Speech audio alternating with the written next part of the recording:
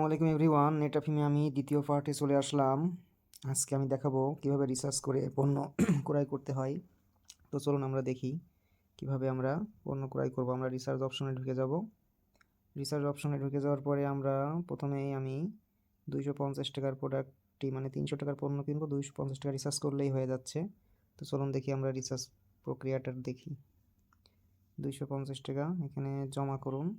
এখন আমি নগদ থেকে এটা পেমেন্ট করব। নগদে পেমেন্ট করলে নগদ সিলেক্ট করলাম। এখন আমি এই নম্বরটি কপি করব। কপি করে নগদ থেকে এই নম্বরে শুধুমাত্র ক্যাশ আউট গ্রহণ করা হয়। ক্যাশ আউট করার পরে ট্রানজ্যাকশন আইডিটা এখানে দিব। তো চলুন আমরা নগদ অ্যাপসে চলে যাই। এই যে দেখুন আমি নগদ থেকে 250 টাকা ক্যাশ আউট করে দিচ্ছি। ক্যাশ আউট করার পরে অবশ্যই একটা স্ক্রিনশট রেখে দেবেন এটার।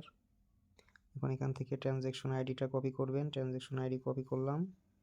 আইডি কপি করে যাওয়ার পরে আমি এখানে এখন এই জায়গাতে আইডিটা পেস্ট করব। পেস্ট করে এটা একটা স্ক্রিনশট নিয়ে নিব। এখন এটা জমা দিলাম। জমা হওয়ার পরেও একটা স্ক্রিনশট নিয়ে রাখবেন অবশ্যই। এই যে এখানে আমি পেমেন্ট সফল হয়েছে, স্ক্রিনশট নিলাম। এখন আমি সাইডে যেয়ে দেখব কি অবস্থা। আমার টাকা ব্যালেন্সে যোগ হয়ে যাবে ইনশাল্লাহ। এই যে দেখুন প্যাকেজে টাকা জমা হয়ে গেছে। এখন আমি পণ্যটি ক্রয় করে নিব। 300 টাকার পণ্যটি এখনই কিনুন। যে আমি পণ্যটি কিনে নিলাম, অভিনন্দন, ক্রয় সফল হয়েছে। এখন আমার পণ্যটি এখানে 60 দিনের জন্য ক্রয় করে নিলাম।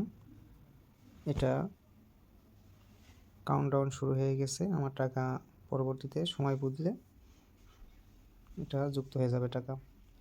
তো এই ছিল আজকে পণ্য ক্রয়ের ব্যাপার। ধন্যবাদ সবাইকে।